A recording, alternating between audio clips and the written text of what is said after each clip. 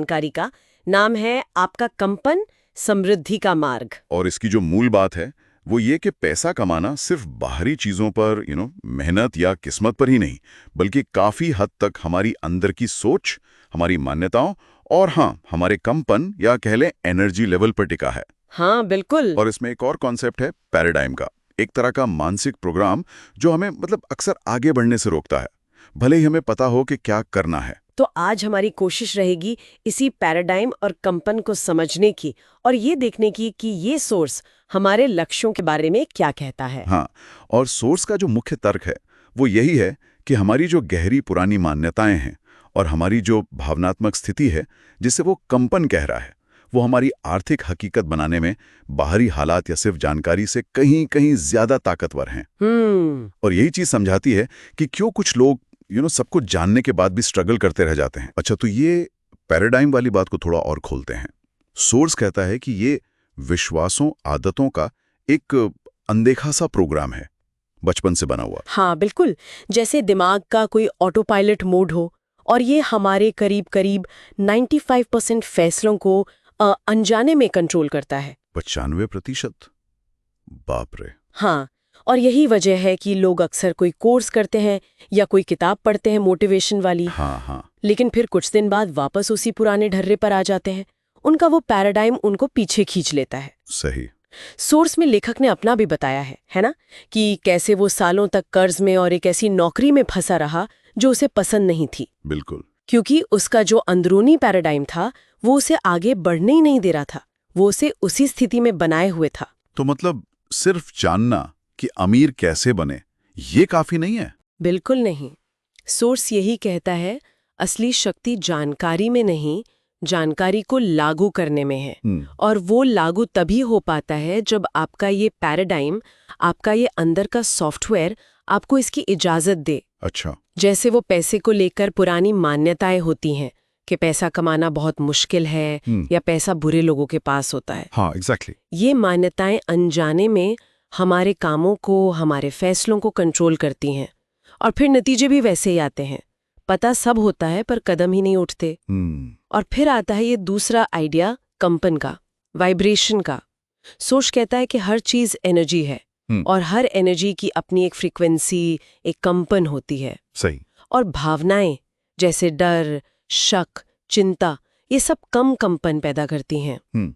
और फिर होता क्या है कि वैसी ही परिस्थितियों को, वैसी ही अनुभवों को अपनी तरफ खींचती हैं। तो अगर हम चिंता में डूबे रहेंगे तो और चिंता वाली चीजें होंगी। सोच तो यही कहता है। इसके उलट वो प्रचुरता को महसूस करने पर जोर देता है, सिर्फ उसके बारे में सोचना नहीं। महसूस करना, ये इंटरेस्टिंग है। हाँ, क्योंकि सोर्स का मानना है कि ये जो ब्रह्मांड है ये हमारे शब्दों को नहीं, हमारी भावनाओं, हमारी वाइब्रेशंस को रिस्पॉन्ड करता है। अच्छा। और यहीं पर वो अंदर का झगड़ा, वो कॉन्फ्लिक्ट साफ दिखता है। लोग कहते तो हैं कि भाई मुझे अमीर बनना है, आर्थिक आजादी चाहिए। हाँ बिल्कुल। लेकिन अंदर ही अंदर या तो डर महसूस कर रहे होते हैं या कमी महसूस कर रहे होते हैं, दिन रात बिलों की चिंता करते हैं। तो ये तो मिले जुले सिग्नल हो गए। हाँ, और सोर्स के मुताबिक यही मिले जुले सिग्नल यूनिवर्स को कंफ्यूज करते हैं। आपकी जो भावना सबसे हावी होती है, जो आपकी डोमिनेंट फीलिंग है, वही आपकी असलियत बनती जाती है। आप जैसा महसूस करते हैं वैसा पाते हैं। तो फिर सवाल ये उठता है कि इस पैराडाइम को या इस कंपन को बदलें कैसे? हाँ, क्या सोर्स कुछ प्रैक्टिकल तरीके बताता है? हाँ बिल्कुल बताता है। कुछ टेक्निक्स हैं। जैसे एक है कि अपना कोई खास आर्थिक लक्ष्य है तो उसे वर्तमान काल में लिखना, जैसे मानो वो अभी सच हो गया हो। अच्छा, कैसे? उदाहरण के लिए, मैं अब इतना खुश और आभारी हूं कि मैं हर साल X लाख रुपए कमा रहा हूं। इसे लिखकर अपने पास रखना और रोज पढ़ना। सिर्फ पढ़ना? नहीं, पढ़ना और उसे महसूस करना भावना के साथ। फिर कल्पना करना, विजुअलाइजेशन। हाँ, अपनी मनचाही जिंदगी, वो गाड़ी, वो घर, वो यात्राएं, उसकी कल्पना करना और उससे जुड़ी जो खुशी है, जो एहसास है, उसे अभी महसूस करना, जैसे वो सब सचमुच हो रहा है। ये पावरफुल लग रहा है। और सोर्स में लेखक ने अपना एक निजी अभ्यास भी बताया है। वो बड़ी बड़ी रकमों का हिसाब किताब करता था, लिखता था, ताकि उसका दिमाग बड़ी संख्याओं को नॉर्मल मानने लगे। अच्छा, दिमाग को आदत डालना। हाँ, और एक और सिद्धांत है शून्यता का सिद्धांत। मतलब नई चीजों के लिए, नई सोच के लिए जगह बनाने के लिए पुरानी चीजों को, विचारों को, सामान को, आदतों को छोड़ना। सही है, जगह खाली होगी तभी तो कुछ नया आएगा। बिल्कुल। और सोर्स भावना के साथ दोहराव पर बहुत जोर देता है। बार बार करने से, महसूस करने से ही दिमाग में नए न्यूरल पाथवेज बनते हैं, पुराने पैटर्न्स टूटते हैं। लेकिन ये आसान नहीं होता होगा। पुरानी आदतें, पुरानी सोच, वो विरोध नहीं करती? बिल्कुल करती हैं। सोर्स चेतावनी भी देता है कि बदलाव में असहजता महसूस होगी।